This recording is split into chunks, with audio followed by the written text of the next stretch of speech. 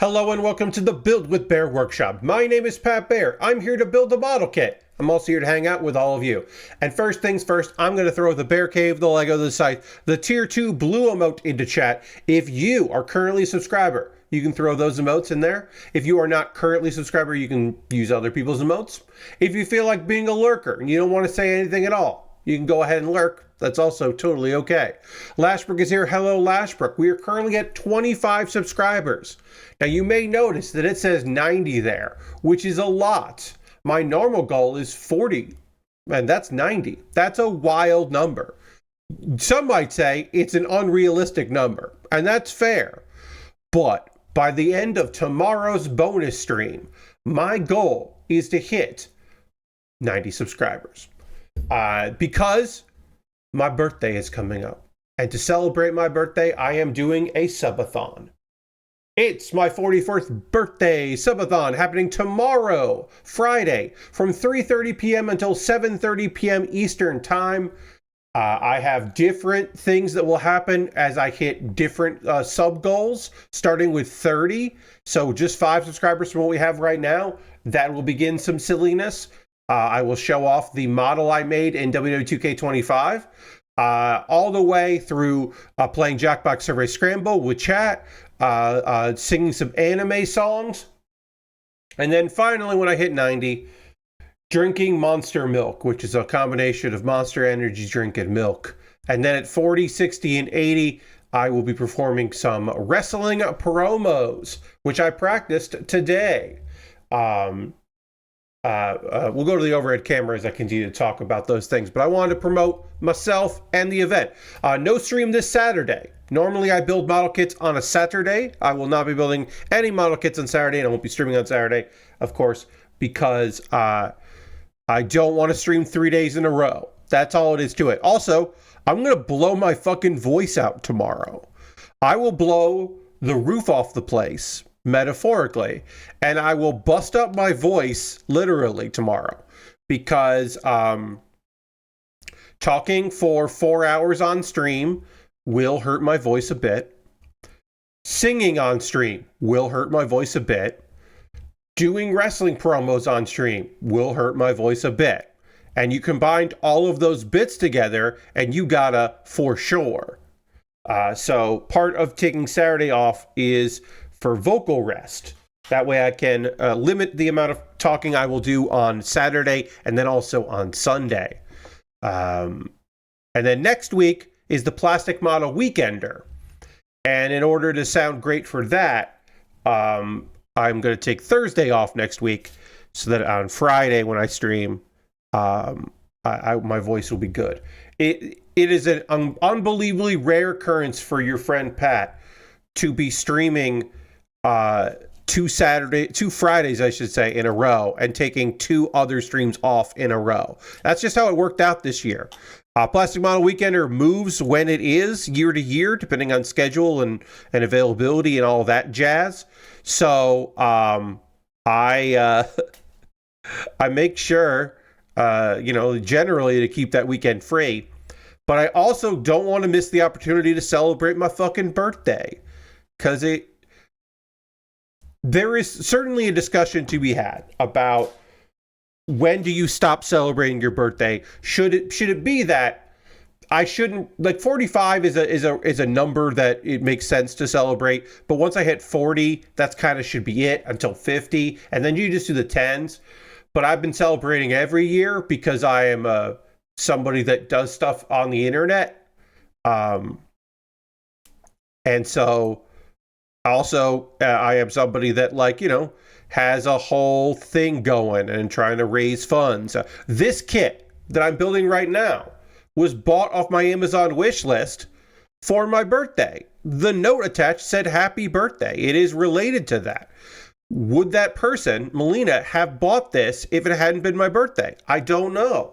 So there's immediately something where I'm like, well, there's like not a reason for it, but like, or a justification for it, but like, there's an example of, I'm building this kit because of people's generosity.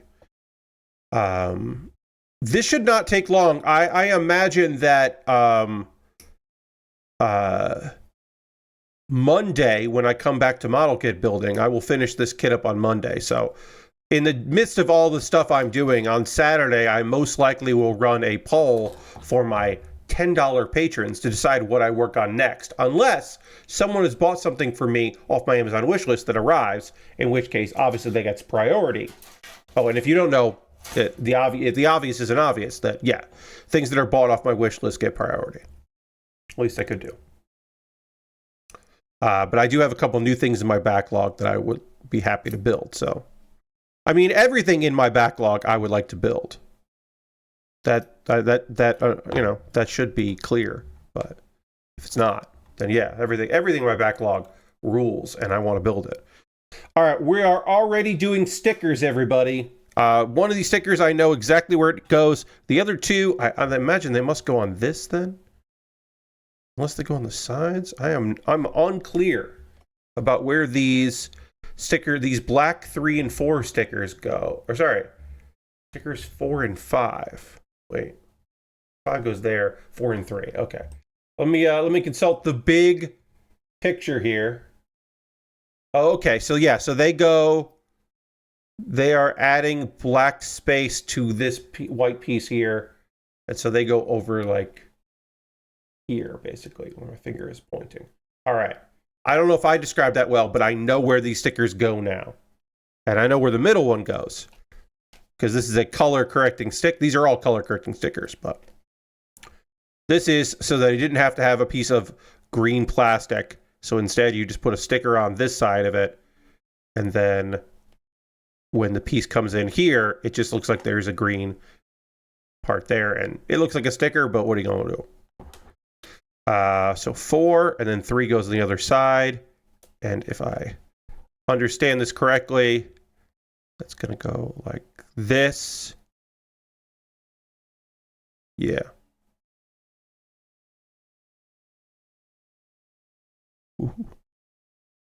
Ooh. I'm glad I'm doing this now and not in the second hour, because that is always, not always, but can be very frustrating. Where's my There's my toothpick. I couldn't find my toothpick, everybody. Don't worry about it. I found it. Is this actually where this is supposed to go?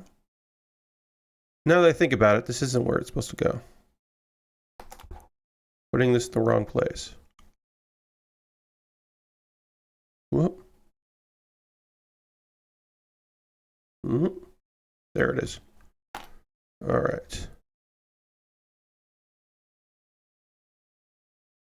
This sticker has now folded in on itself, which is bad news. So I will attempt to unfold it, which I did. All right. Now that I think about it, this sticker has to go here. So I was putting it in the wrong spot. Yes, this is where it needs to go. It goes in here so that it looks like that part of the sticker is black when it goes, or that part of the plastic is black. It all goes together. That makes way more sense than what I was doing, which was wrong. So yeah, I have gotten just about, not just about, I have one thing to do tomorrow for my birthday stream, with the exception of course, getting everything set up. So tomorrow I have to get my part of my dinner made ahead of time. I did prep for that tonight because I'm streaming from 3:30 till 7:30, and I could wait and not eat anything, but I choose to eat at some point. At some point between, like, let's say like 5:30 and 6-ish p.m. Eastern time, I will indulge in some food. I will put on an old either promo thing, something old that is video game related. Let me see. I have a few things saved, thanks to the fine folks at NoClip. Yeah, I have 4 videos. One is a development diary for a Dragon Ball game that is introduced by a voice actor from Dragon Ball, a dub voice actor. I have a trailer tape from E3 from Konami in 2004. I have a trailer for a video game that looks insane from Japan in the era that it was taken from a VHS tape in the year 2000. And I have a little interview that I don't know when it was recorded, but it features a friend of Giant Bomb talking about stuff from the past. And that'll be fun. But I have those things. So what I'll do is I will put one of those on, get up to go get food, come back, and then kind of comment over what's happening while I eat my dinner. We've done that in the past when I've done these, and I think it works pretty damn well for that. Okay, so now I need to put these two pieces together here without with the plastic coming apart. Oh, you can see that there. Okay, so the black sticker is now on this side here and on the other side there, and it did what it was supposed to do. And it's together. And you don't see the yellow here where the orange or a green sticker is. So that's there. And now I got to put in this, and I got to put in the pieces that will be used to have the arms connected. Polycaps. This kit comes with a ton of polycaps. I should actually see if we use all these polycaps. We use quite a few of these polycaps, it looks like. Some of them we don't use, but we use quite a few. This kit, if you're interested, is from 2012, and this is a reissue. I do not know when this reissue came out, but the kit is originally from 2012, so even if the plastic is not from 2012, the design is for 2012. And it might have been released as late as 2013, because that does happen. But this is this is from Gundam Age. We have built some kits from Gundam Age in the past. I like how they look. This just feels like a fucking capital G Gundam. You know what I mean by that. It feels like that. So anyway, so I have to make part of my dinner for tomorrow. I made some of it. And if you're wondering, I'm going to have a salad, which I have to make tomorrow, because I could make it now, but that seems silly to make that and then just put it in the fridge and let it wilt in the fridge. So I choose not to do that. And the other component of my dinner is homemade chicken fingers. I took a chicken breast and cut it up into strips. You could call them chicken strips, but that would be a lie. Or chicken tenders, that would be a lie too. These are chicken fingers or chicken, pieces, which I then dunked in some egg, and then dunked that in some breadcrumbs, Italian seasoned breadcrumbs, and paprika. And then and you're like, Pat, no salt and pepper. Pepper, don't really love the taste of that in a baked chicken dish.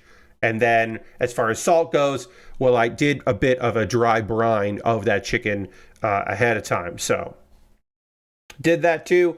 And that just means that we are almost, hey, folks, we're almost done with this. By building the back of this kit here, or parts of the back of this kit, we are completing Sprue F. Sprue F will be done. We can move on to other things. What was it? Oh, yeah. So I made myself some chicken fingers, and I will be eating those tomorrow. Homemade chicken fingers, and then bake them, I should say. They turned out very crispy. One of what I'll share a secret with you. There are only a couple of you here tonight, so I'll share a little pro tip secret. If you're going to bake in like a toaster oven or even an air fryer, like I did, instead of using a full oven for just a tiny bit of business, honestly, the Gundam design looks like it's from a different series, but I can't tell what. I mean, that's the thing with Gundam Age, right? I mean, I'm 99% sure this is a Gundam Age kit. Yeah, this is Gundam Age. Gundam Age has like some different vibes to it, but yeah. It feels a little bit like the Turn A, a bit, but not a lot like the Turn A. But there's a little bit of Turn A feeling in there. But that's mainly just because it's a main ass Gundam. So my secret, my tip, if you're gonna bake something like that, cooking spray is great on putting on the pan so they don't stick. you can also put some cooking spray on that on top of those tenders, so you get you crisp up a little easier. You know, in the same way that if you added oil to bread before you baked it or reheated it or something, it would add a little crispiness. Just put a little cooking spray on top of your chicken or whatever you're cooking before you throw it in there. It adds a little bit of crispiness. I'm looking forward to them tomorrow. Eating that and hanging out, dipping them in something. If the timing works out, I was about to say, I'll have my dinner with some Monster Energy drink and milk. But the truth of the matter is, the actual truth of the matter is that I won't do that. I will drink that on its own and not poison the well. That'll be its own experience. I should mention this. I don't like energy drinks. I don't enjoy them. I don't like the taste of them, and I don't like what they do to my body. So I want to hit my goal. Would love to hit my goal. I'm not actually sure, and maybe Lashbrook, maybe other folks watching the stream tonight right now. I'm in Ghost Valve, Gamer 152. Maybe you have a thought on this. What do you think is the better and the worse outcome? Because I should say, if you're unaware, I should set this up.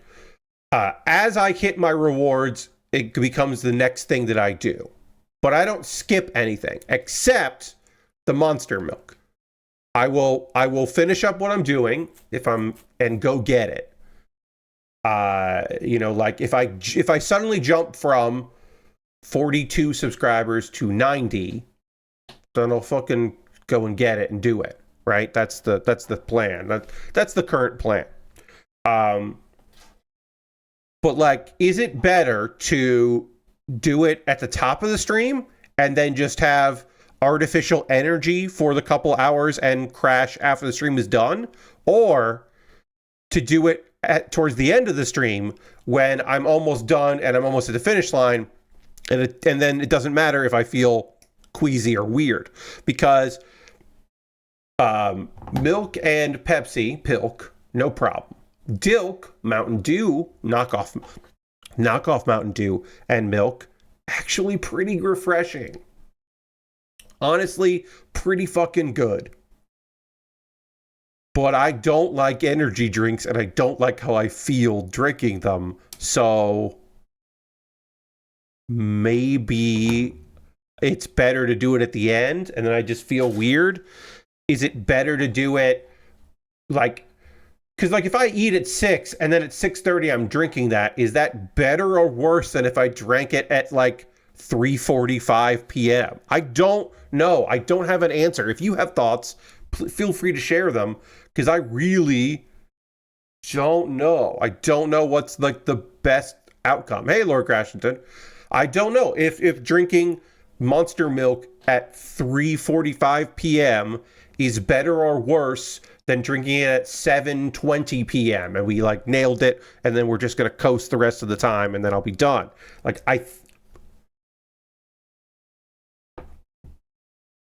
don't want to feel bad for 2 hours and 4 hours and keep streaming. You know, like I don't want to feel bad at 3:30 p.m.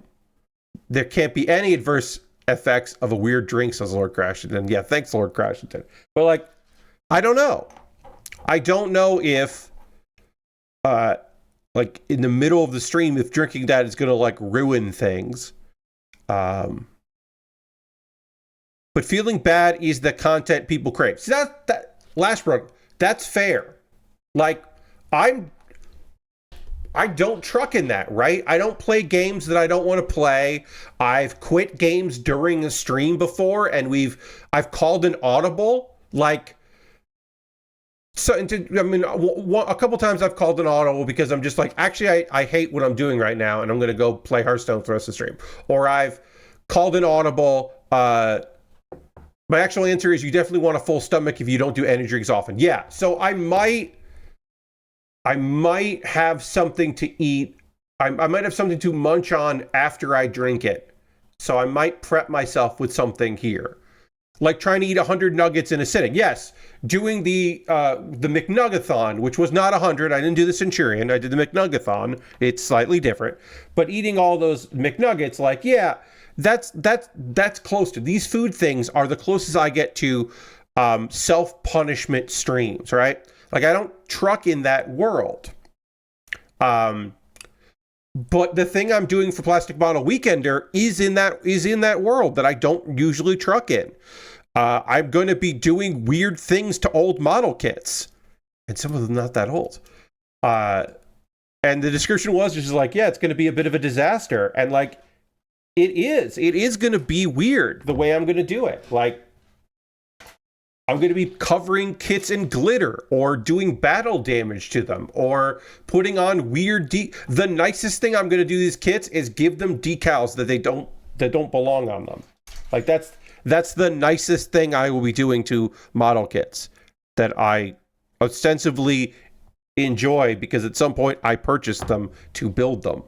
So like there's some indication that I think these kits were neat or interesting. Or reasonably priced, I guess. If I want to be honest, part of that as well. I wonder if I should. I love this, by the way. I love that this slides in here, and you could theoretically have this kit without this piece. So even though I probably won't ever remove this, I'm still going to panel line this like I might take this out because I think I might as well.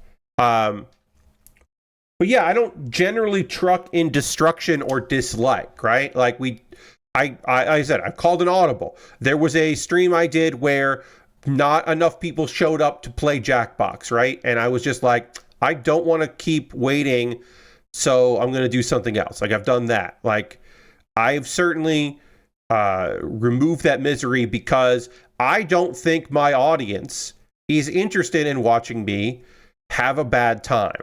And I love that I have cultivated that audience. Now, if it's for charity, a fucking course.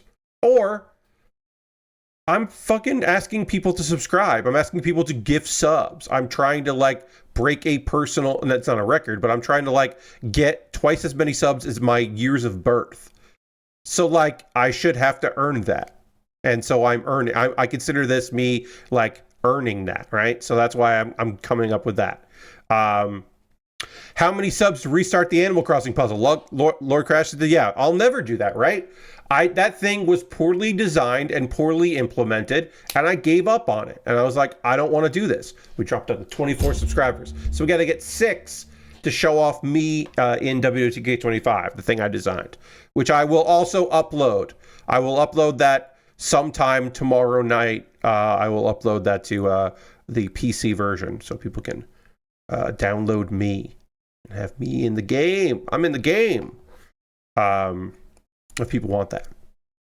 But yeah, like I don't do I don't do stuff that I don't want to do on stream for better or worse, but that's just not the thing that I've ever been interested in. So I don't generally do that. I don't pick up things that I'm going to bang my head against and be really frustrated with and unhappy because like I haven't built that audience. Now, I am courting Jeff Gersman to raid me tomorrow, which will bring in people that don't normally watch me, that may be aware of me, maybe some people that don't know me. And those folks will have different expectations. And I'm also kind of catering to that. I will probably do the McNuggathon again. I will get, they will not be chicken McNuggets from McDonald's the next time I do it. I will get like frozen nuggets from the grocery store or something like that.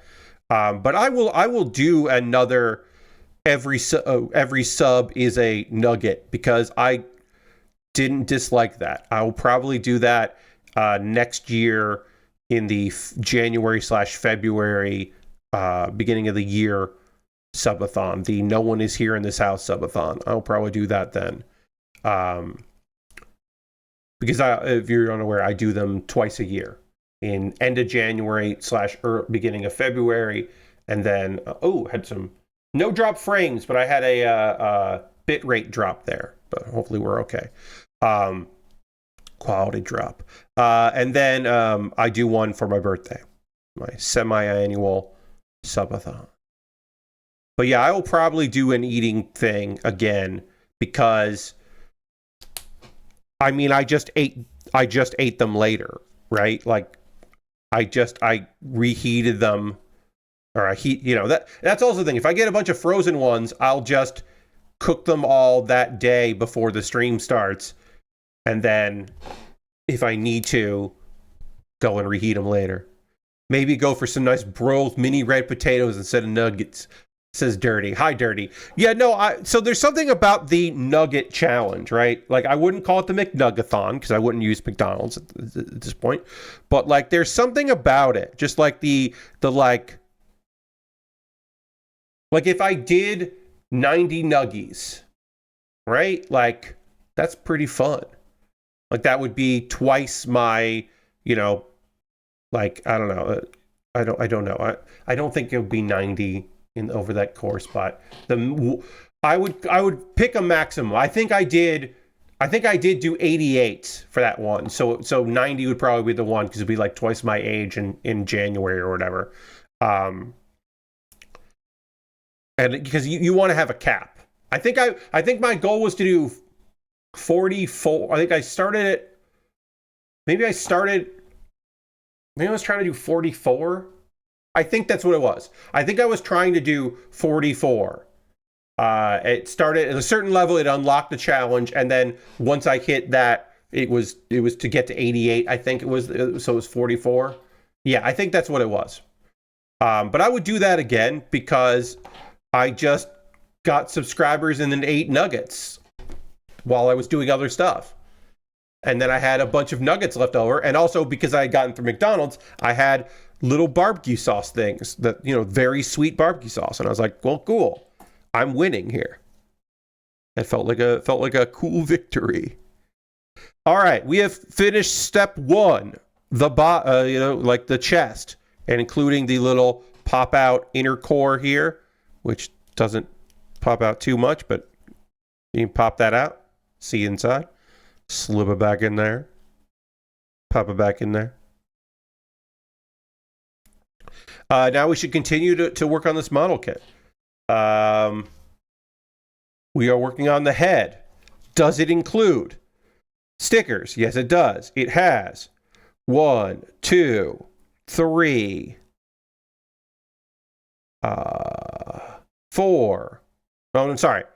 There's 2 different face pieces I can do. So 2 stickers, 3 stickers. This has 3 stickers in it, but whatever. Very hard stream. Yeah, I mean, like, I don't know. There was something about it. It was a fine enough endurance. Now, if I had eaten 44 nuggets in 4 hours, that's a lot of nuggets. So, like, but it didn't feel like an impossible number. It didn't feel like I was, like, going to be pushing myself to the limits of my own ability. 100 nuggets in 100 minutes is not a thing I would ever do. Which is the course, the Centurion. And as I get older, it becomes less likely that I would do it. I mean, like, 4 hours isn't a lot of time on stream. Like, there are people that do 8 hours. Every once in a while, I see like an archive that's like 7 hours, and I'm like, I understand a full-time job, like a shift, like that's nothing. I get that, but being on for that long just doesn't register in my brain as something that like makes any fucking sense. It's just not.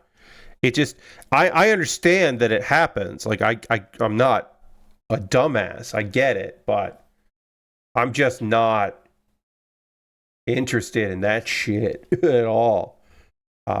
Just not. It's not for me. Not for me. Not built like that. I could probably do it, and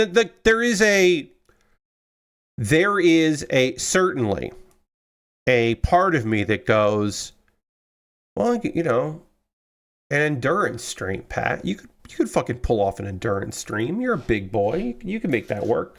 You could fucking say, X amount of, a subscriber is blank amount of minutes, and go from there and just keep going and going until, the subscribers run out. The new subs stop coming through.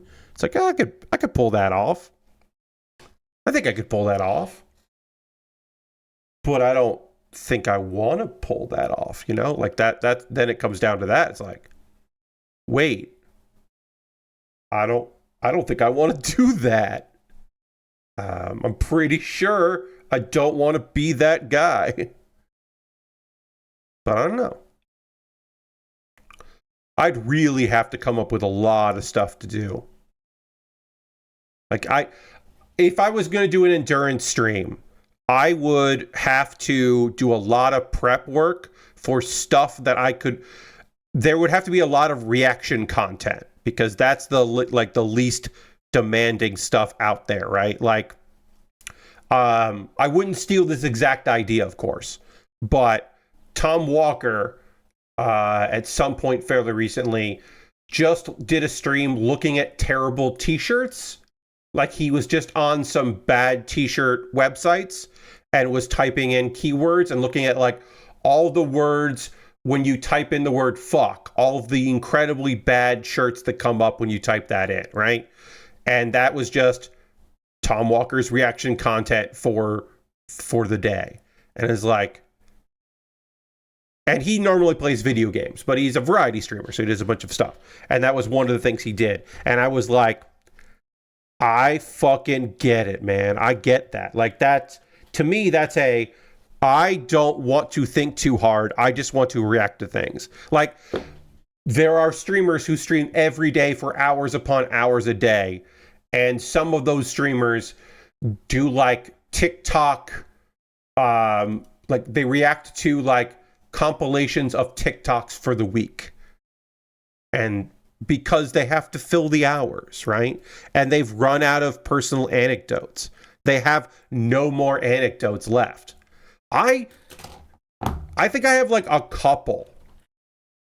I've realized that I've talked about in like Twitter and on Blue Sky about the time that, because people say like, what's the weirdest time someone got mad at you? Or like, what happened when did people get so angry with you on the internet or something? And I bring up the fact that one time, a person who was mildly famous but internet well known told her fans to wish me a happy birthday, and a portion of her fans were mad because they didn't know who I was, and they were mad that they didn't know me and who the fuck is this guy. And so I, like, for days got people sending me mean, nasty shit, and it was incredible because while I did get people wishing me a happy birthday, and I got some people following me, which was like, oh, that's fine. It's like, my friend just tried to do something nice, and parts of her fan base were like, fuck that, and fuck this guy. And I was like, oh, shit, all right. But I don't know if I don't think on stream I've ever said who that was. I think I've talked about it before, and I've probably definitely talked about it on stream.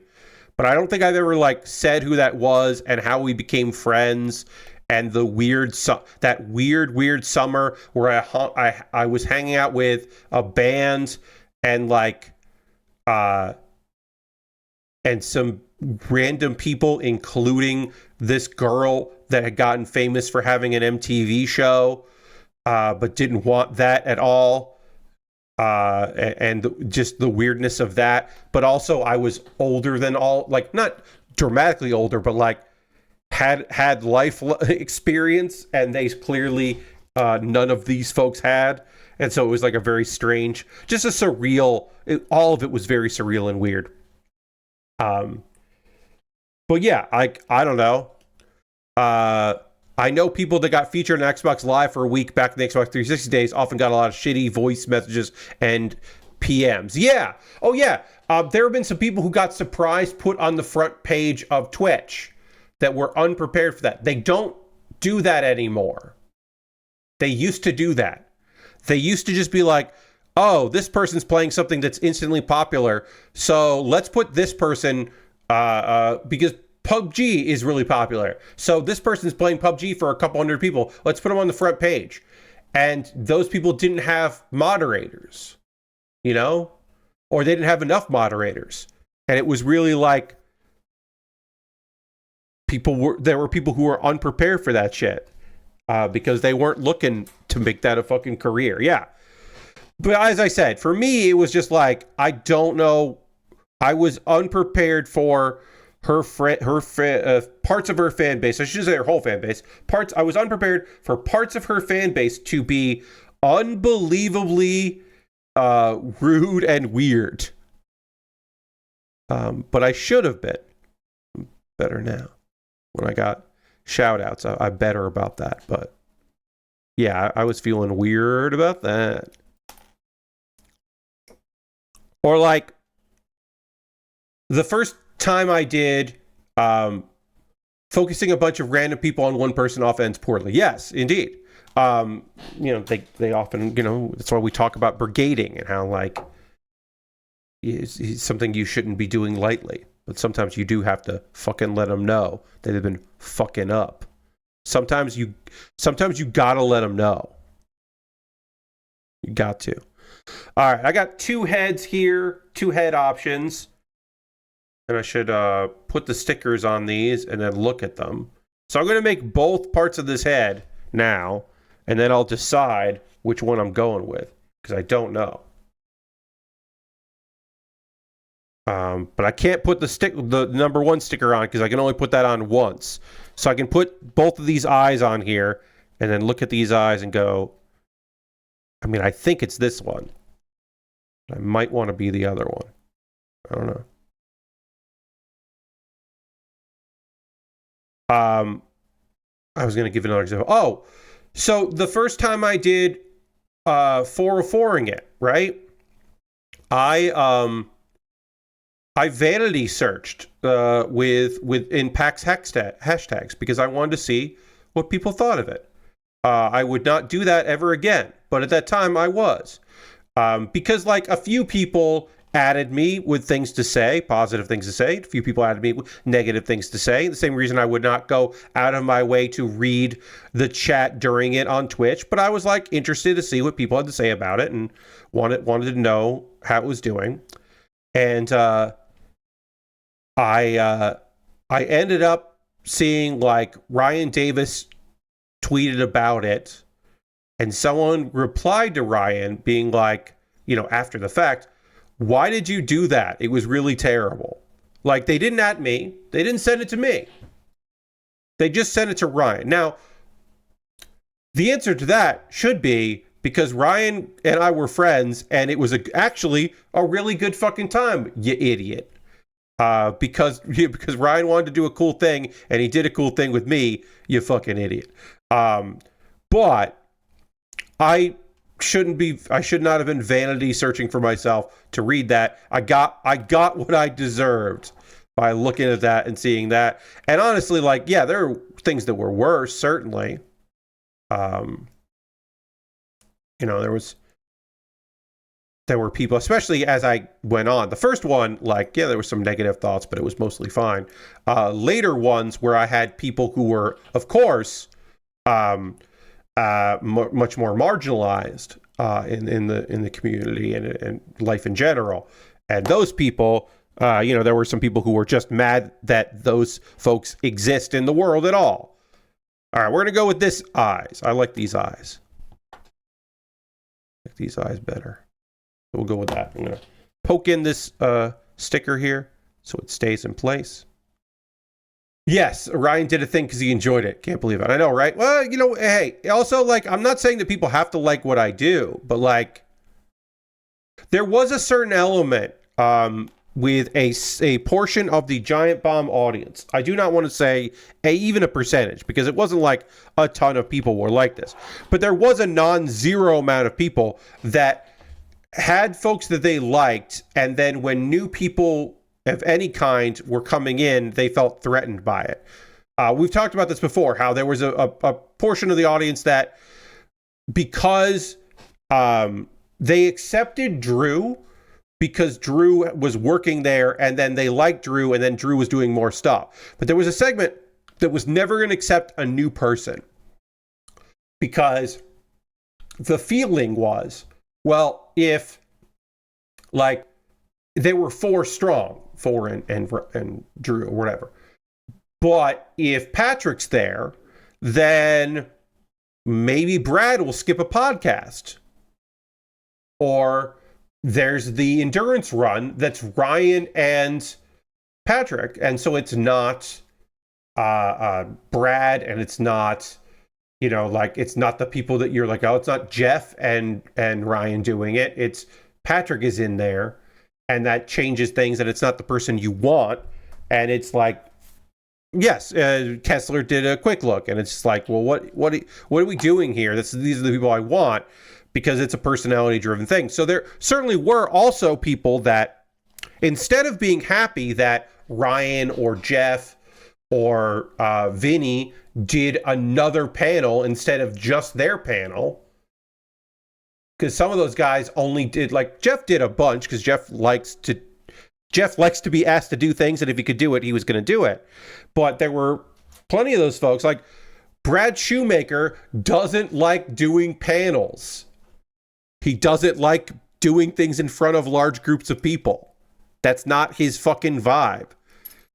I was like, when I asked him to do 404ing it, I literally said, Brad, I would love to have you on here. I know that you don't want to do panels, but I felt like I had to ask. And he said, I like it.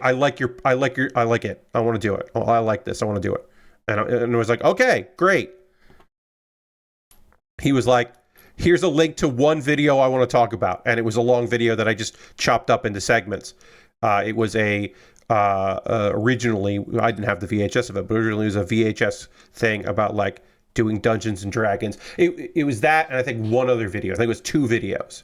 So I just broke up segments. It was like a VHS of like doing magic at home, and a VHS of like the accompanying of a game that was definitely based on D&D, but wasn't D&D. But like, the thing is, like, without my panel, Brad would have done the Bombcast panel, the Giant Bomb panel, and that's it. So I'm just giving you another hour of Brad. Like, I don't know. That was always my thing. It was just like, I'm not taking them away from other things you want them to be doing.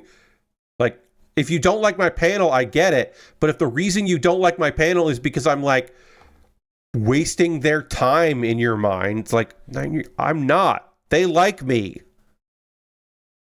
In some instances, against all odds, and surprisingly. I don't know. I know that I'm not for everybody, and it's not like I go out of my way to be, oh, I'm just doing this for me. But I also, like, don't want to be so milquetoast that nobody likes what I'm doing. Like, I would hate that. And as I hopefully start to grow my audience, that like more people will come by and like what I'm doing and be here because they like what's up. Brad could have hidden in a hotel room for more of the trip. Yes, or having a drink at the bar and just socialize and like hang out and like go see games and do all that, and got another panel on them, you know? One of the reasons why I did panels at PAX, I mean, the major reason I did panels at PAX is I fucking wanted to. I liked doing it. I liked performing. And it was cool to do stuff with my friends, to play games and silliness with my friends. But also, like, another reason I wanted to do it was because I was like, there are a lot of very talented, cool people, and it would be nice to give them an opportunity to do something. Like, get them another... Like, one of my goals was to have my funny friends be on panels when they only did like important panels, but like I was so happy when my friend Tanya started doing some like live play D&D panels and stuff, because Tanya is really great, and Tanya is more than just advocacy panels, which is a fucking important, obviously. Obviously, it's still fucking very important to have those panels. But she's like, there's more to her than just that. Like, she could do other stuff, and it was great for her to have the opportunity to do other things. I always wanted to have her a part of, I had a part of League of Heels, and that was very important to me. But it was like friends of mine who were there for business got to do stuff that wasn't business related because they were on my panel.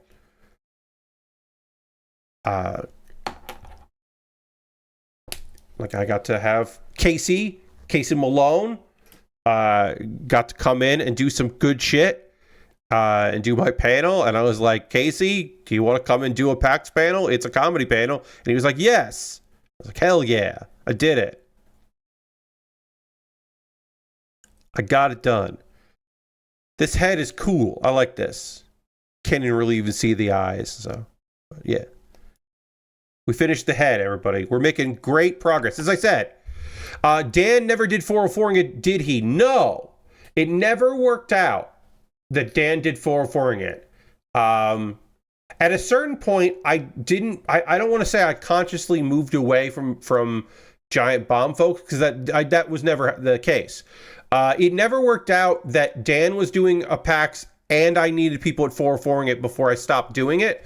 There was a point where I was like, I think I'm built a big enough audience that I don't need to ask people from Giant Bomb to do it as a stunt casting.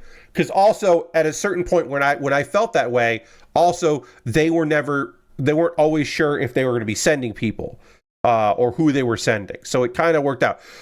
Jan never did it, and that's a shame because it just didn't work out that he could do it before I stopped doing it.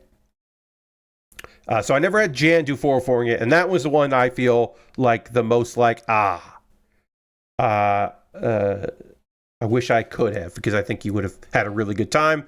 And also, like, now more people ask Jan Ochoa to do stuff, but there was a period there where Jan wasn't getting asked to do cool shit, and Jan rules. So it's like, all right, well, I eventually got to try to figure that shit out. And then I started doing stuff that, like, a bunch of my friends didn't want to do because it's improv. And I'm like, yeah, I get it. Like, improvised postmortem is short form. It's 1 hour long short form game. And it's like not the hardest thing in the world. I've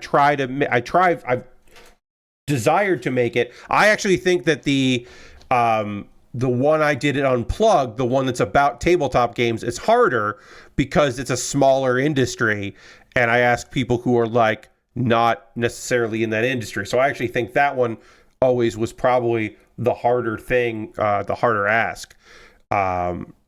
Which is why I tried to get people who were comedy people that made tabletop games. But my regular one, the video game version, I was like, oh no, this is supposed to be like a day in the park. Did it turn out eventually to be catharsis for game developers and community people?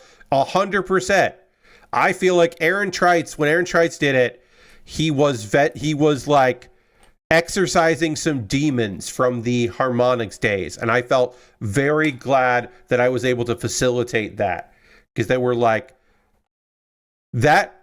A couple of the ones he did had the most like laughs from game devs in the crowd of anyone, where I was just like, okay, oh yeah, you're picking at some deep-seated stuff.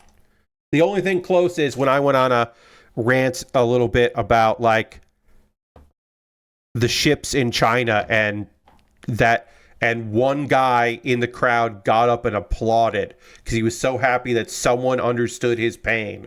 If you don't know, every indie board game person, card game, anything like that, nobody can get their stuff from China flown in. Nobody has that money. No one's going to spend that money. So you hire one of 3 boats to slowly bring all of your stuff from China to wherever it needs to go. And there was and if you miss a deadline, then you miss your boat, and you have to like know the right people to even get in touch with the boats. And then there was a period where they went down from 3 boats to 2 boats. And I don't even know what it is like right now. With tariff stuff, I have no idea what the fuck happened and if those routes are even still there. I haven't talked to anybody making a board game in 2025.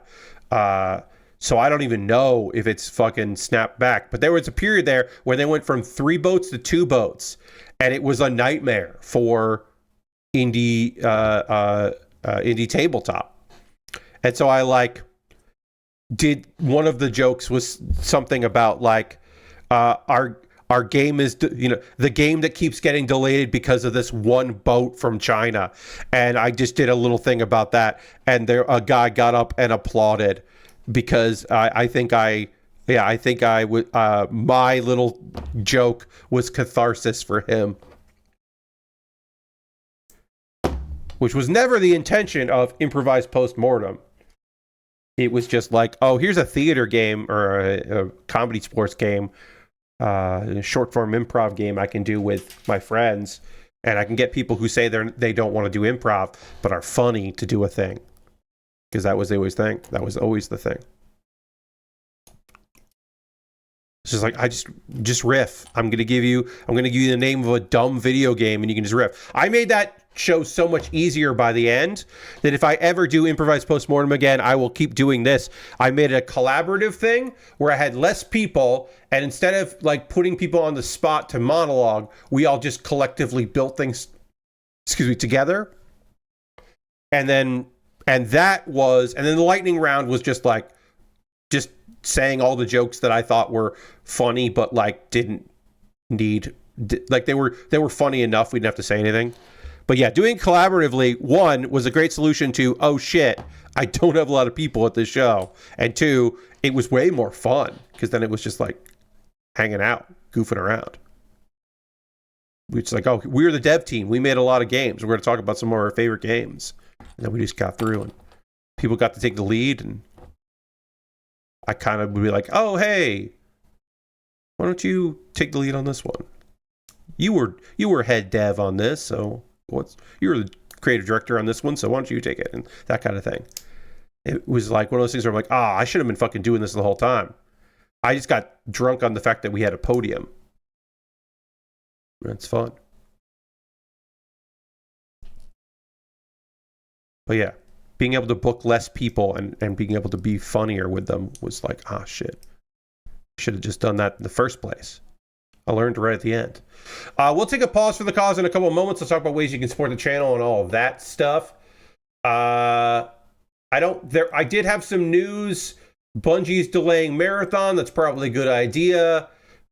Peak has sold 100,000 copies in 24 hours. That is as of yesterday. So they have sold more than that. That is the side hustle from Aggro Crab. Another Crab's Treasure developer created the title in collaboration with Landfall. But yeah, it's a cooperative climbing adventure thing. So it's the 2 companies working together. And yeah, they've sold over 100,000 copies in 24 hours. And that fucking rules. Ubisoft Halifax workers are filing to unionize. This is a Canadian company, or Canadian studio. They worked on Assassin's Creed Rebellion and Rainbow Six, the mobile game for Rainbow Six. And they are in the process of filing for a union. And that's going to be, 60 people. Programmers, designers, artists, researchers, and testers all signed union cards. So they are in the process. And we wish them fucking well. Hopefully I'll have a very good update on that in, a couple months of them, ratifying contracts and all that. So fingers crossed that works out, because fuck yeah. Fucking unionize.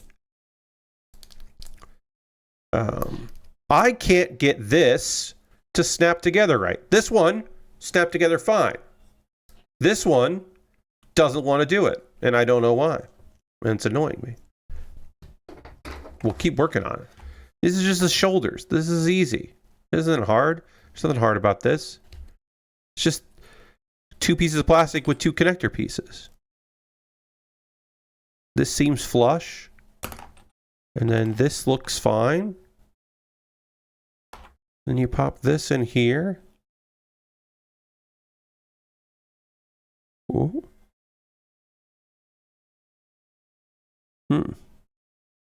There it is. And you pop the other side in. It's no problem. I don't know. So yeah, they're unionized. Oh, I'm hearing something here. So let me just check real quick here. Sounds like we might be getting some severe weather tonight. I can hear my dad's TV going in the other room, and I heard the like thing. So we'll see. We'll see how that goes. But yeah, I'm hearing the noise, the indication. So I don't know. Marginal risk of severe weather tonight. Humidity is high, but yeah, okay. Yeah, I don't know. That doesn't look bad. Sorry. And also, Embracer had they had their another meeting this year, I guess, you know. They had their annual report. So we knew that Embracer laid off a bunch of people last year and sold some stuff, and some companies divested from it, which is great. Apparently, their headcount that they reduced last year was 1,857.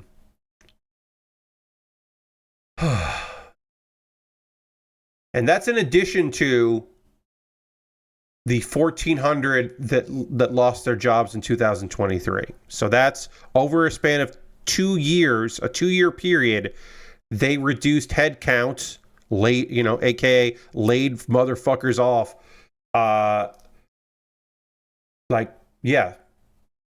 32,000 employees got laid off there over a 2-year period, which is bullshit. It should be fucking criminal. They should not get away with that shit. Should not be allowed to fucking do that. There ought to be a law. All right, I'm gonna try to get this together on the other way here. I gotta get this on. So I'm gonna try to put this on this side and see if that'll work.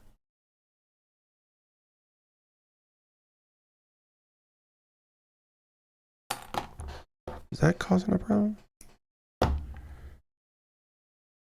It might be a little bit of plastic that I just didn't get off is causing an actual issue here. It could be. Could be that. I would be really mad if that was the reason why this didn't work. It was just like a little bit of extra plastic that I didn't chop off or trim off. I'd be very annoyed. That might have been it. God damn it. It did come together. All right. I did do it. Hooray. I don't know if I have any other things to say. Hades got a big patch. There was a short little thing about Donkey Kong Bonanza. People are freaking out because Pauline is in it and looks young, and that throws off the top. People care about the Mario timeline, apparently. Apparently people care, and they're like, this ruins the Donkey Kong timeline. And it's just like, okay. I think they just wanted a young character. They just want to do... It's probably the Odyssey team, and they like Pauline on the Odyssey team. So they wanted to put Pauline in the game. I think it might just be that. I don't know. Anyway, now is the part of the stream where I'm going to talk to you. Honestly, the weirder bit for me is the game is an RPG. I mean, it just seems like a weird... They're just doing some weird shit with Donkey Kong, and that sounds good to me. Every second tier Nintendo character should have weird games. It shouldn't just be our good friend Kirby. Jam is here subscribing with Prime. That's 87 months. Thank you so much, Jam. Let's throw the Bear Cave Lego site tier 2 blue emote in chat. Thank Jam very much for using the Prime token and renewing their sub. Also, now's the part of the stream where we're going to talk about ways you can support the channel. And if you're currently a subscriber, you can also throw those emotes in the chat because you're a subscriber. And it's nice to see that. Thank you very much. We're currently at 25 subscribers. By the end of tomorrow's birthday stream, that's my birthday, I would like to get to 90. That's why the number says 90. Yeah, I'm going to go through all the ways you can support the channel. I'll try to do this fast so we can get back to building and conversation and all that. Let's see.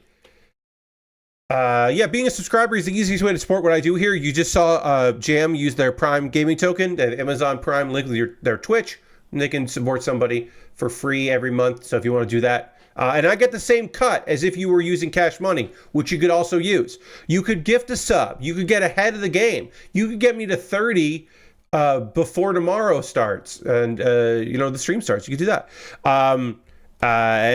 Let's see. What else could I say? Yeah, that is one way to support what I do here. You could also, bits and coins also always appreciated if you want to do that. There are other ways to support me financially that don't involve being here on Twitch. It's kind of the easiest thing because you're already here. Like, you can go to my Patreon at patreon.com/PatBear. Over on my Patreon, I have a $1, $3, $5, and $10 tier. There are different awards for different tiers. Consider joining me on Patreon if you wanted to. As I said, this weekend, my $10 patrons are going to vote on what I build next because I think I might finish this on the next building stream. So there you go. Also, I have a YouTube channel, youtube.com/PatBear. Over on my YouTube, you can subscribe for free, of course, but you can also become a member. And for $2 a month, you get to find out about my Wednesday video series, and you get to watch it on Tuesday. I actually want to see how that's doing. I don't think it's doing too good. But that's okay. It doesn't have to do good. But I do like it when number go up. So I'm going to really quickly see if number went up on this. Let's see. How we doing on this short? 100 views isn't bad. It's about as well as I did. I think that I just had a weird outlier where I had a few last month that did really well and it threw me off. But yeah, I'll take 100 views on an anime that people have forgotten about, which I'll talk about in a bit. But yeah, everything I make through those are monthly ways to support me, but you could also do a tip in the old tip jar to my Ko-Fi or my PayPal. And everything I make through direct donations through YouTube, which goes AdSense. So watching my videos will help me out. Through Patreon and through Twitch, all goes into a fund. And out of that fund, I pull money out to buy model kits. I have a backlog full of kits that I'm always happy to work on. And then also, I got this kit, which was bought off my Amazon wish list. Thank you, Melina, for picking this up. If you would like to buy something for me for my Amazon wish list, it will also jump the queue and become the next thing I work on. If you wanted to get me a birthday present, you could do that by buying something there. My birthday's on Monday. We'll actually have the actual Monday stream there. And I've got model kits and Lego sets, inexpensive kits, expensive kits, kits that never go on sale, kits that are on sale pretty often, like there's a Zaku 1 kit that's very old. I think it's a reissue, but it's still a very old design. That kit would probably be a one-stream build, but you know, it's cheap. It's $15. If you want to buy me a $15 model kit, you could do that. Again, you don't have to, but you could. But yeah, I got inexpensive kits all the way up to very expensive kits. New stuff coming in all the time. I've got the new Gundam in there. How much is that new Gundam right now? I don't even know. I got to look at it. Prices are all over the place. I have no idea. But I have the GQuuuuuX somewhere. Where is it? Let me look. Let me find it. Oh, yes, right now the GQuuuuuX is $25 with free delivery, which means that it's not Amazon Prime shipping, so it'll take a while. But yeah, if you want to buy me the new hotness, you could do that. Well, that'd be neat. And again, anything bought through my Amazon wish list jumps the queue, becomes the next thing I work on, gets its own dedicated YouTube video. And then also, hey, I've got alternatives to that. I have a wish list on Throne. That is my alternative to Amazon. If you want to support me, but you don't want to go through Amazon, I fucking get it. And then if you want to support me financially, but it has to be convoluted, it has to be weird, and it has to involve a ton of steps, you go to USA Gundam Store. At USA Gundam Store, you buy a gift card. And then you can use that gift card code, or they get the gift card code in your email, and you can send me a whisper on Twitch or a DM on Twitter or Mastodon or Blue Sky with that gift card code, and then I will use that gift card code to buy something from USA Gundam Store, and that's pretty fun. So you could do that if you wanted to, if you wanted to. If you want to support me and not spend any money, I have a Discord. Love to see you on the Discord. You can join me in there. Find folks in that Discord. A couple video links for you to check out. Please check out the latest episode of Pat Baer's Anime Club. The next one that's going to go up on YouTube, I recorded this past Tuesday, and that was a good time. But the one that's up currently for people to watch is me talking about how the spring 2025 season was the return of the girls doing things. We finally got a ton of them. We got so many that some weren't even that good, but we still had them, and it was nice we had them. And then Kuma Baer is my weekly anime recommendation series. Every month I have a different theme. This month it's Mecha Month. And I recommended a mecha series that I don't think is particularly good. That's right. I recommended a show that I don't think is that great, but I still think it's worth watching. That's Aldnoah Zero. It has CG mechs that look cool. It's got a brilliant main character who uses his wits and techniques in order to win. He's always the underdog, but you know he's going to pull it off. It's paced poorly, and some of the characters are not enjoyable at all. But there's something fucking about it. Music's really good. Fight scenes are well choreographed. There's something about Aldnoah Zero that I think is worth exploring.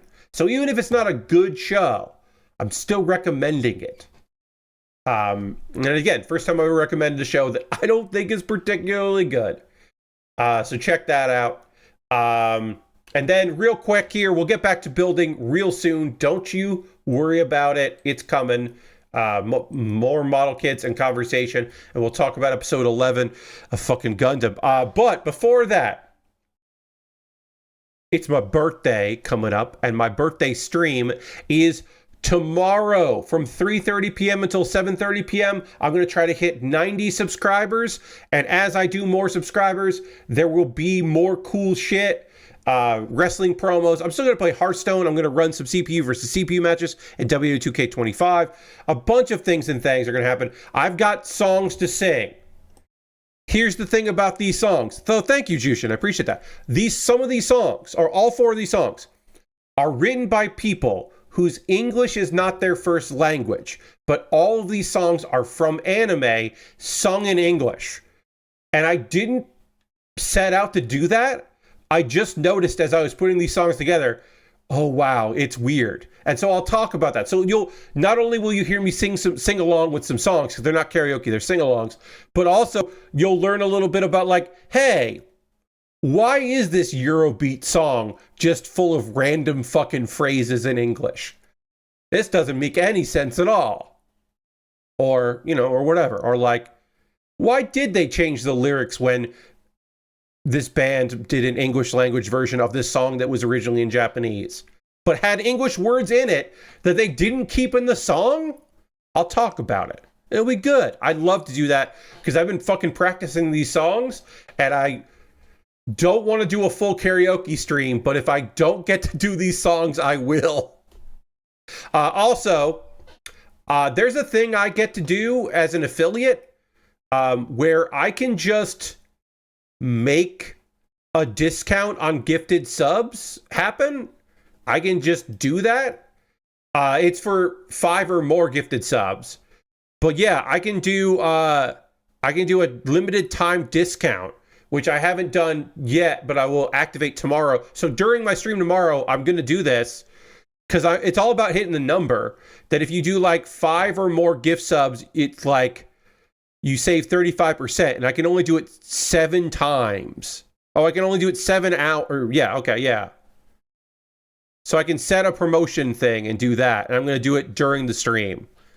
Like a little bit before and a little bit after. Because also, like, I don't know, I'll extend it through that weekend. If I get to 90 subs that weekend, on Monday, I'll drink the terrible concoction. Anyway, that's me. Don't you dare do it too much, says Lord Crashers. I mean, yeah. I mean, that's really the thing of like, it's because I'm going to do an event tomorrow that it makes sense for me to do it. I wouldn't do it all the time because I would lose money.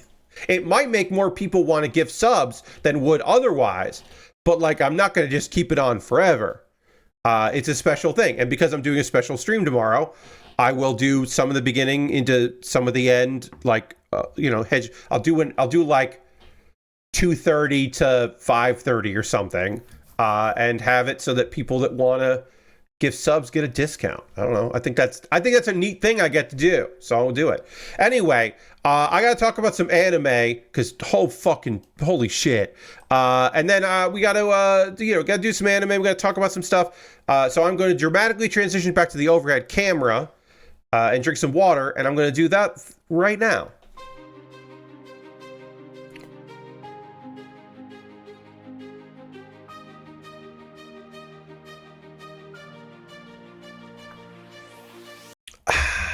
All right, so as I panel line the shoulders here, we will talk about the episode 11 of GQuuuuuuX and episode 12 of Once Upon a Witch's Death, and we'll get into that now. So at the end of the previous episode, Amate was fucking really mad that the Rose of Sharon was being used and destroyed a bunch of stuff. So she wanted to confront whoever was piloting the G-Fred. So she went to go do that. And apparently Nyan is hurt by using this. It hurt her. And she gets confronted by the GQuuuuuuX. Nyan in the so the GQuuuuuuX and the G-Fred are fighting each other. And Nyan is like, oh, that's Amate. Like, I know this immediately. Amate is just like, what the fuck? What are you doing? Why are you doing this? Like, why would you join Xeon? Like, what's happening? And also, hey, this girl that I met like 2 episodes ago, I'm going to free her from this curse of this fucking thing. It's like, okay. Also, Shirozu, and Caecilia are run into each other. They get confronted, and Caecilia's just like, hey, you're fucking Char, huh? You are Char. So join me, Char. He was Char. Amate and Nyan are fighting still. They get interrupted because Suji kind of interferes, and then Char leaves with Amate.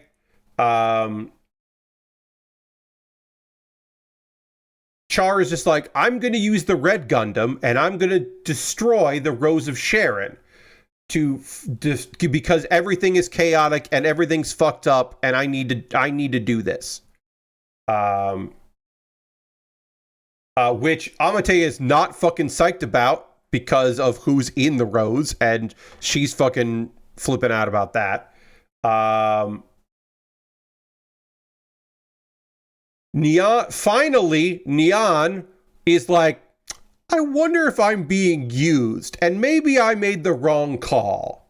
Because she saw that Caecilia is looking to fucking kill Amate. So Neon shoots at Caecilia and then escapes in the G-Fred, which I have to say right now, folks, it's so much fucking fun to say G-Fred.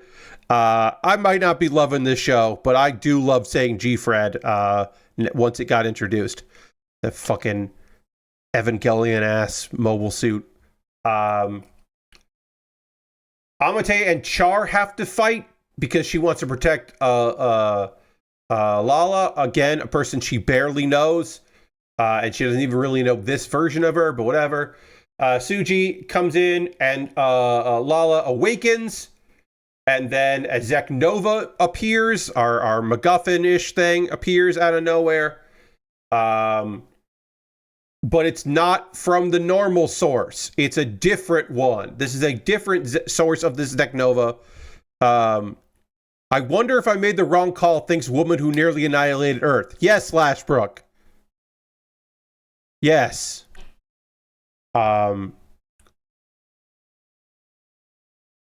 Suji pulls Amate and Char into another... is it an ethereal plane? Another a pocket dimension? Some kind of weird shit happens. And this is where we find out that Suji is from a different universe, and he's doing this to try to help Layla. And Suji is like, I'm going to destroy your world. And then from his universe,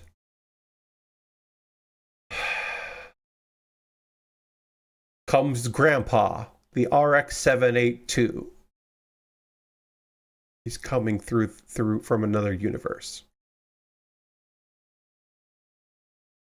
And so, is Suji Ito? Is this Amuro? Is it Amuro?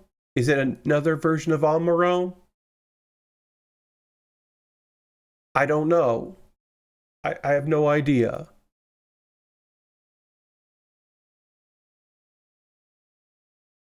Suji's not helping Layla because she made this universe to have a timeline where Char lives. Yes. But I think, like, that's not what he wants. I guess. I don't know. I don't know. Here's the thing. This show needed 24 episodes.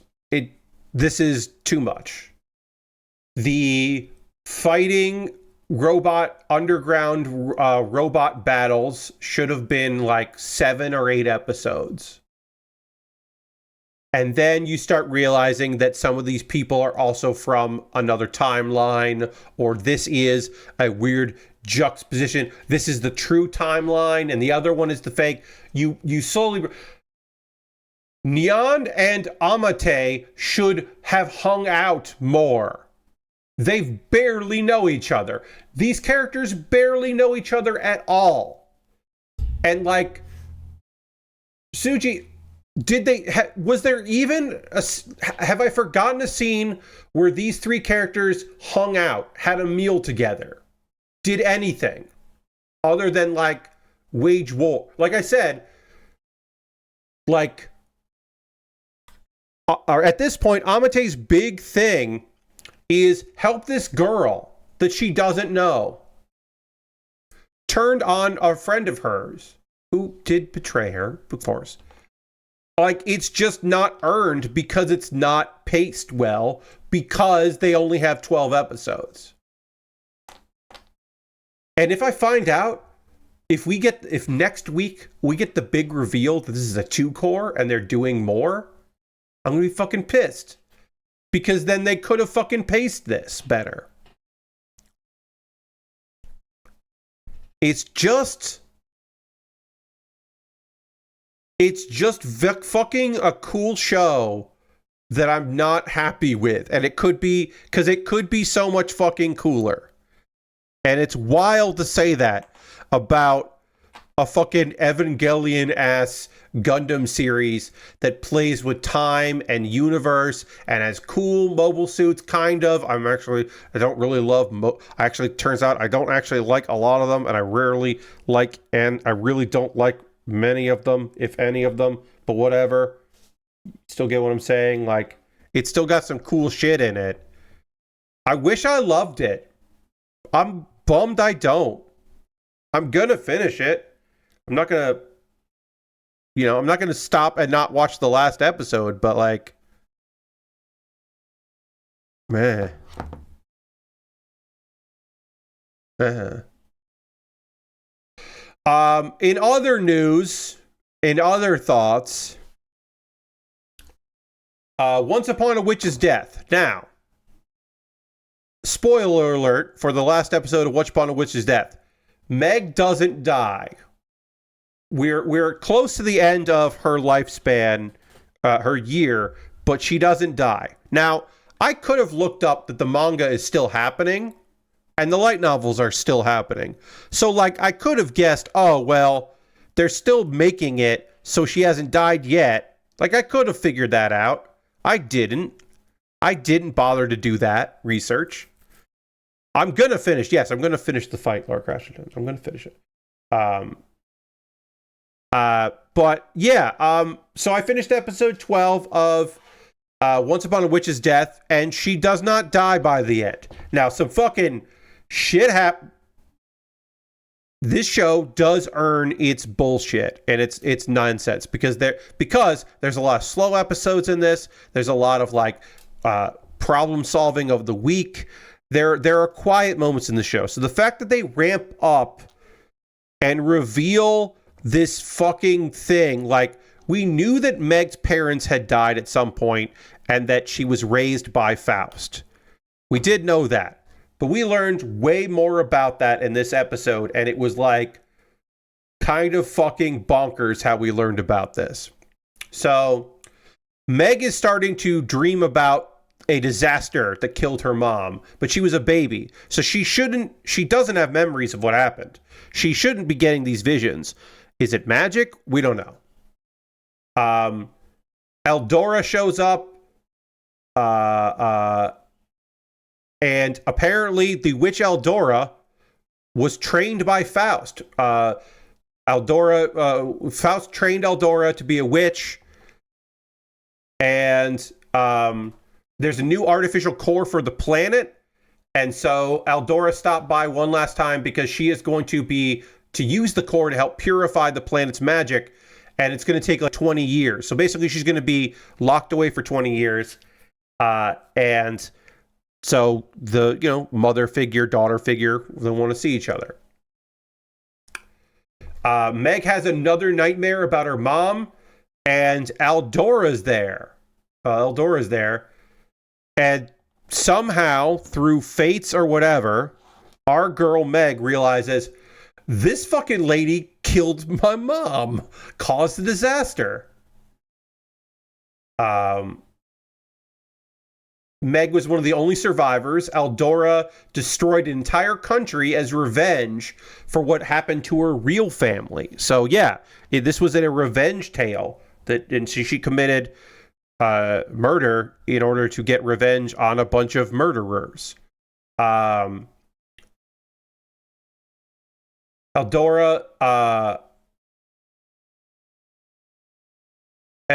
is just like, hey, if I ever make a mistake like that again, I want you to kill me.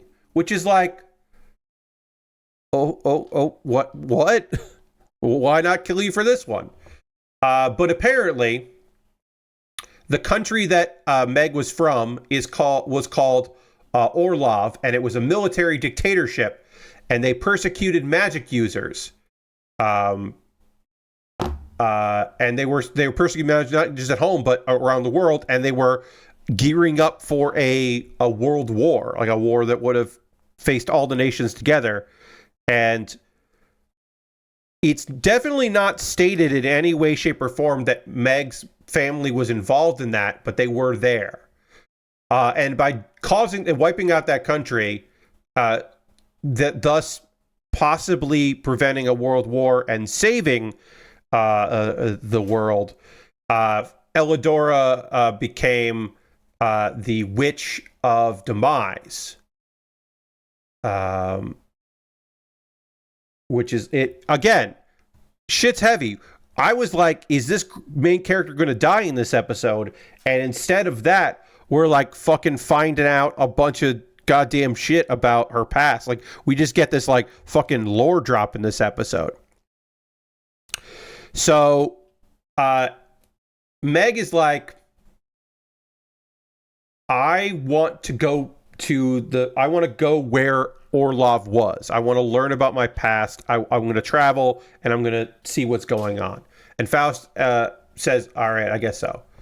The Council of Magic is just like, hey, let's make this a work trip. While you're there, while you're traveling, because it's going to be a ways, report on disasters that are happening there that we don't hear about. Like, we'll use you to communicate, like to find out information, to collect stuff.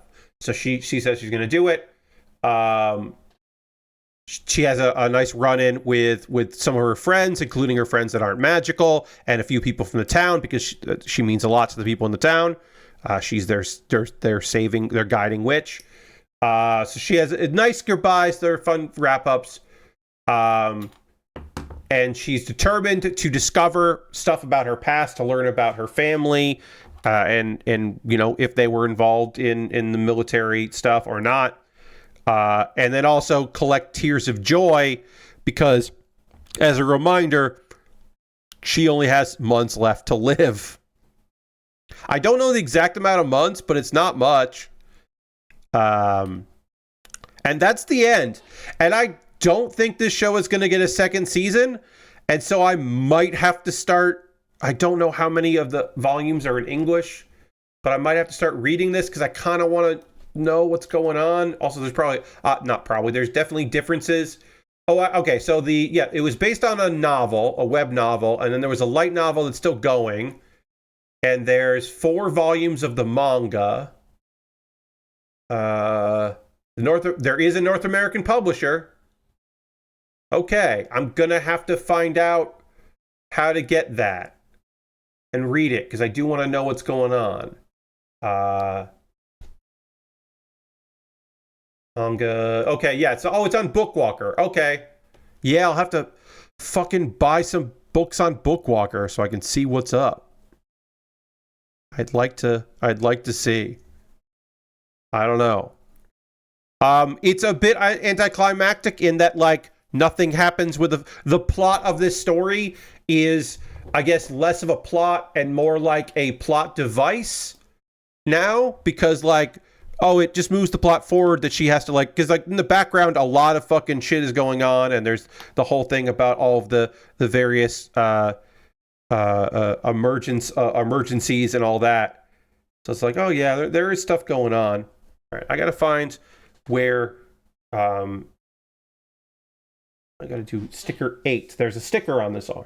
I gotta figure that out. So it was really, I guess, more of a plot device than like the actual real plot of the thing.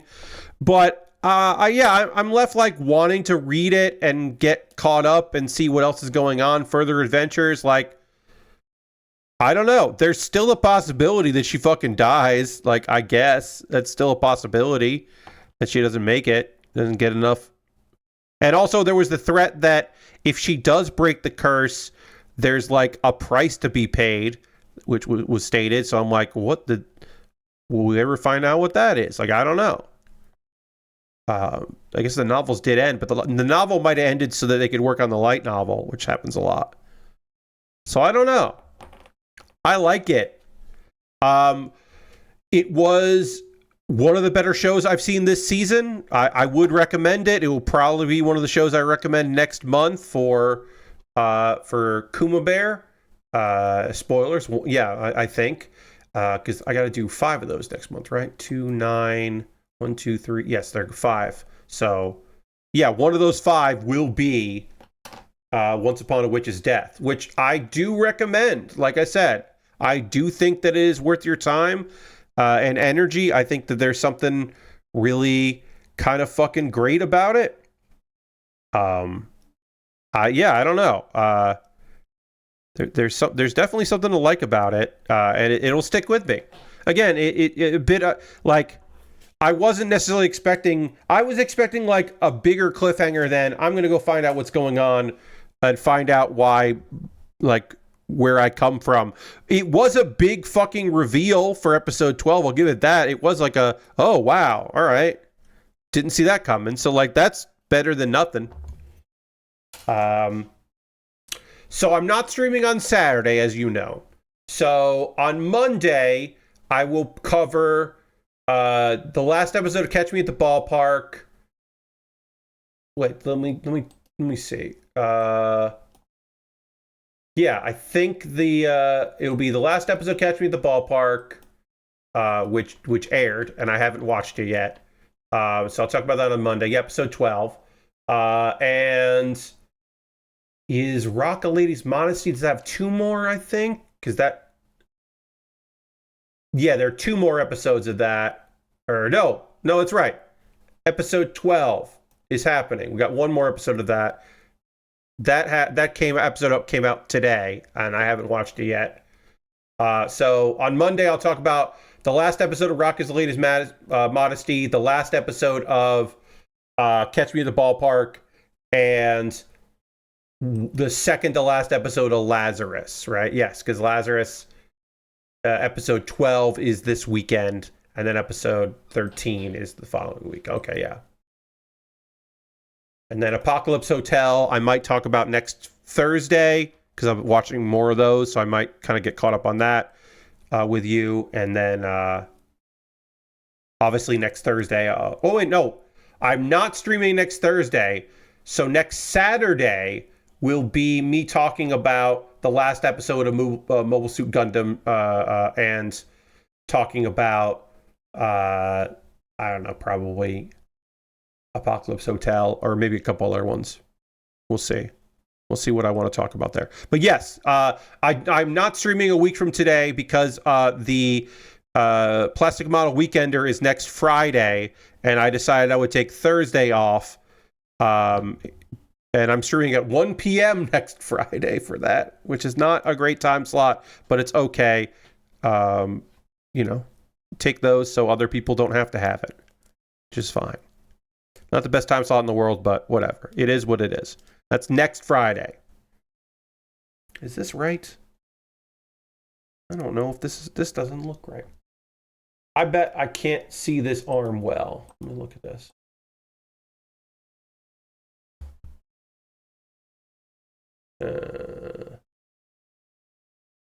Oh, that's right. Okay. Yeah. It's not in there as well as I thought it could be. But all right. Yeah. Okay. Because the other way wouldn't fit at all. It wouldn't fit in. Yeah. Okay. It's got to go this way. All right. Now is the part of the stream where I want to hear from you, friends. What are you watching right now? What are you playing? What are you up to? What are you into? I love hearing from you about those things. If you play any video games or you're watching any movies or, did anything fun this week that you want to chat with me about. You got plans for this weekend you want to talk about? If you're like, Pat, well, because you're not streaming on Saturday, I guess I'm going to do this other thing. I don't know. You let me know. And I will talk to you about a few things. The first one is thank you to everybody that came by on my stream on Tuesday, where I talked about lots of anime talk. I appreciate people that came out for that. Talked a lot about anime. It went for quite some time, but it was a good conversation that'll be available for folks on Monday next week. Literally between that and today, a bunch of shows got announced and got picked up. One of which I'm very excited about because it is the anime about the girl who is an exchange student who is having a cute little meet-cute romance with a guy who works at a arcade, a game center, and she doesn't speak much Japanese and he doesn't speak much English, and they're going to figure it out. Turns out that the voice actors for that show is American.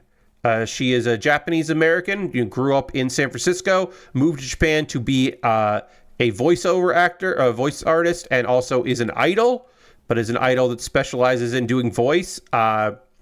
Sally, her story is really fun. Her real life story is really fun in that she didn't want to be an idol, but it was an idol group that did voices and stuff.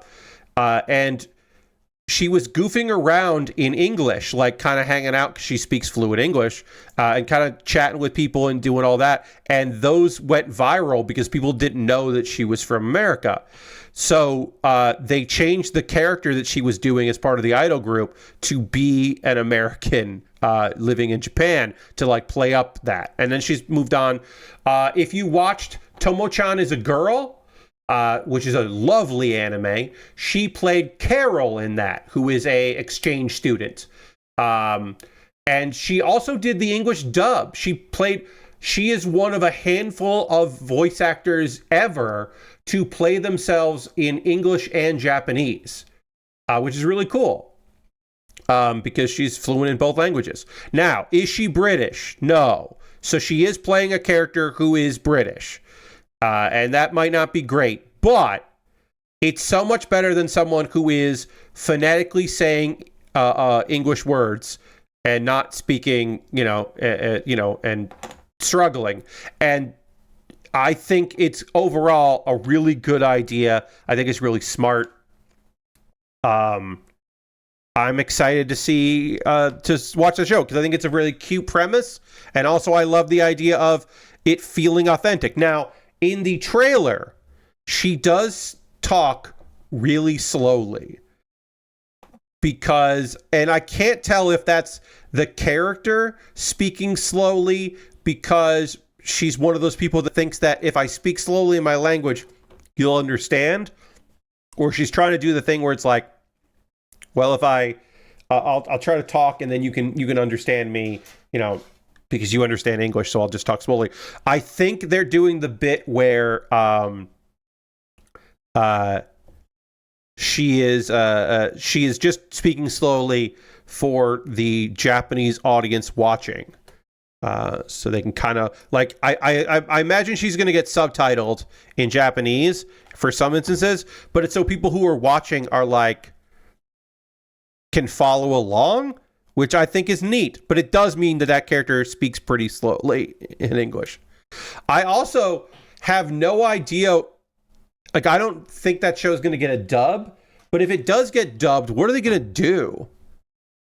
The only thing I can think of is if they do choose to dub that show, they'll have to make the main guy speak Japanese or something like that. I don't know. But that just feels like fundamentally wouldn't make sense to dub. Like it.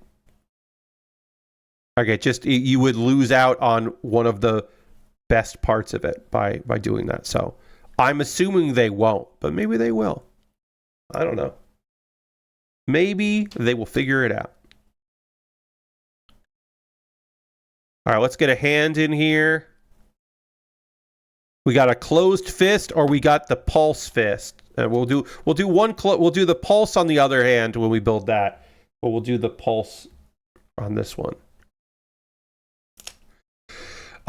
Dirty says, finished Spider-Man 2 today. Read the end of Hypothesis that reached its conclusion after 1,301 chapters. That's so many chapters. And I'm currently deciding between breakfast tacos or donuts and either starting Gal Ragnarok or Death Stranding tomorrow. I mean, Death Stranding 2 is coming out, so you could like, conceivably play 1 into 2. I don't know. You could do that. But yeah, good luck on that, Dirty. And I mean, I always vote for breakfast tacos because breakfast tacos are awesome. But you know yourself best. You know you better than I do. So go with your heart. See what you want to do. I went with this hand here. I like this hand. Close fist.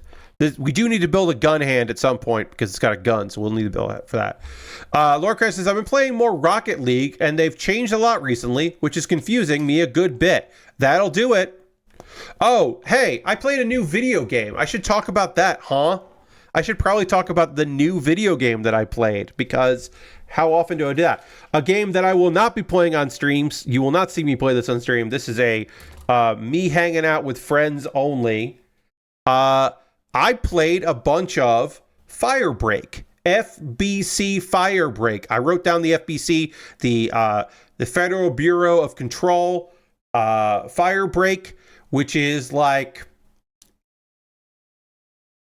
what if, like, kind of Left 4 Dead, but still in the controlled universe where things get weird, and it has a progression system that is slow, but also, like, it's, you know, it's not that pricey, and you can play it by yourself or with randos, but you can also play it with friends. I played with friends. I played with 2 friends last night.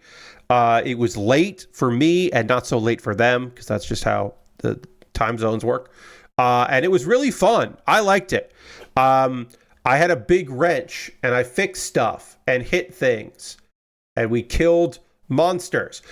I guess I would like a little more variety to it, but I really like the premise. And also, like, I like asset flips. I like reusing things. I like games set in worlds we already know.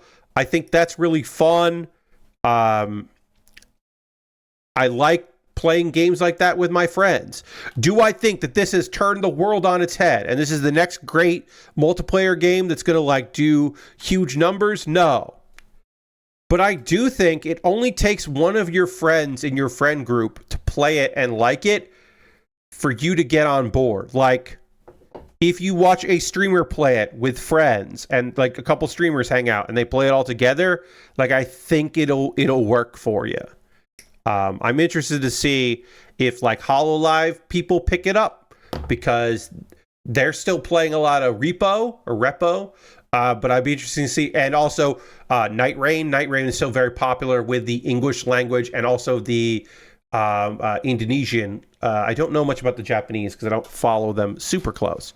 But I know people are playing. Night Rain is kind of taking a lot of those. So I'd be interested to see if this gets any of them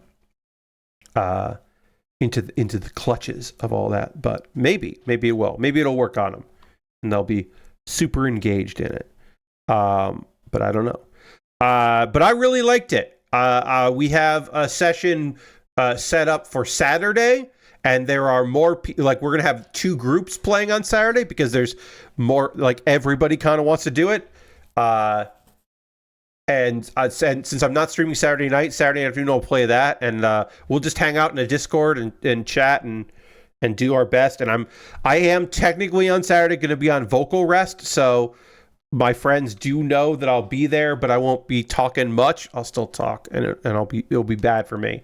I'll just do a lot of vocal rest on Sunday to make up for it, but because I don't want my voice to be shot for next week, because as you are well aware, I will be talking a whole bunch about Plastic Model Weekender next week, which is running Thursday through Sunday. My shift is on Friday, so no stream next Thursday, but then I'll do a stream on Saturday as well, just to kind of mix things up. I didn't want to take 2 Saturdays off in a row, but I do want to do this thing. I am very interested in getting out there and doing more cool stuff and hanging out and doing some charity work. You know, last year's charity thing that I ended up, you know, wasn't supposed to be the plan. Doing a one-off for myself was not supposed to be the plan.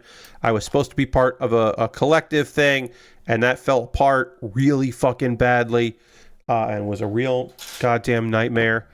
That felt like such a waste of time and energy for a bunch of people, myself included. And then, you know, I did a small little thing, and I'm happy. I was happy with how that turned out, but it wasn't what I envisioned. So getting back into Planmo Weekender makes me happy. But that's next week. as we kind of get close to wrapping things up, I will say I can't wait to show off this deck in Hearthstone tomorrow because I think it's really fun and really like, I don't know, like it's not like it is a super high win rate, but it is really silly in a way that I like. Let me see what the win rate is. Let me open up Deck Tracker. Get your deck wet with Deck Tracker. We'll load up Deck Tracker and see if I can find the percentage here for my Umbra deck. I gotta search for it. I can't remember how to find it.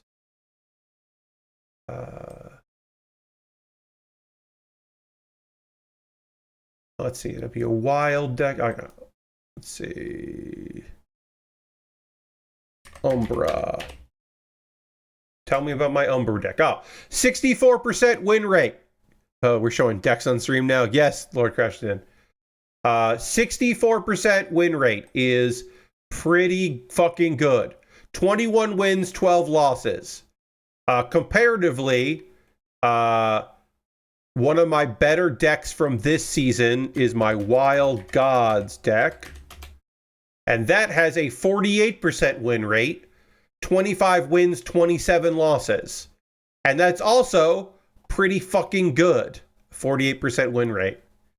For me, that's pretty fucking good. So the fact that this deck, like, obviously, it's a small window in that of like how many wins that has, but it's still pretty fucking good.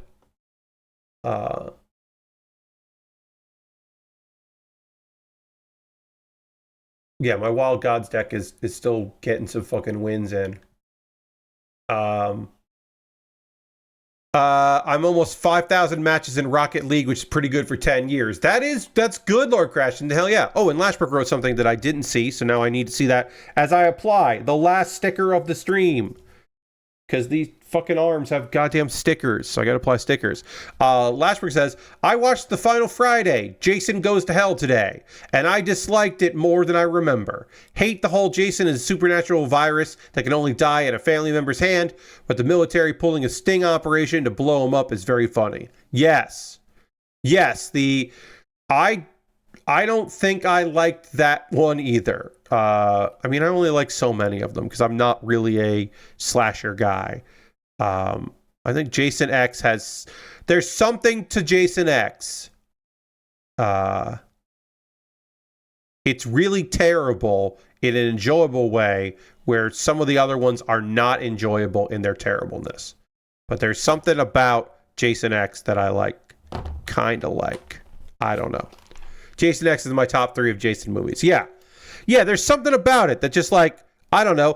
It's got camp, but it also is somewhat self-aware that it knows it's going to be a bad movie. Like, it's not pretending like it's not going to be a bad time. Or, you know, or that the series is it like understands the series isn't particularly great. And I can appreciate that. All right, let me get the last piece I need on here, which is B2 and then C6. I got to panel line this arm, but we'll panel line this arm. I don't know, B28. We'll panel line this arm on Monday. The distraction scene in Jason X was the best done scene. Yes. There's a lot of Jason X that is just like, yeah, all right. Yeah, okay. Yeah, you get it. All right. Like, there's just a bunch of that where it's like, okay, yeah. Yeah, all right. But yeah, I will panel line this arm on Monday stream because, of course, tomorrow is my birthday subathon. And then Saturday, I'm taking the stream off. So no stream on Saturday, but I will build a hand for this and panel line it on Monday. And I might finish this kit on Monday. So I will have a poll for my $10 patrons this weekend to figure out what I do next. But considering we got all of this done, I might finish this kit because we have a hand, a little bit of panel lining, feet and legs, and like there is a weapon, but there's not much weapon for this kit. and a shield. So I should say, I don't actually think I'm going to finish this kit on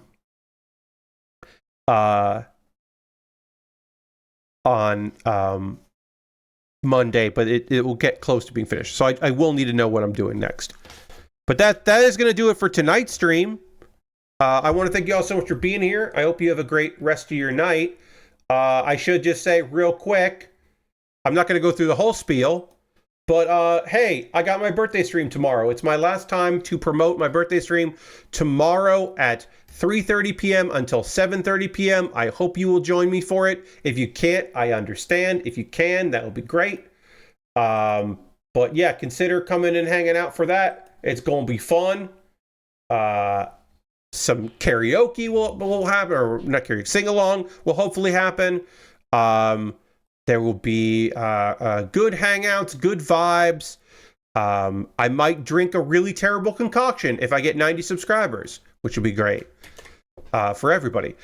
So we are going to raid Xandra. Xandra had taken a long break, but is back now streaming, and we love Xandra. Xandra made all of my emotes, and Xandra rules.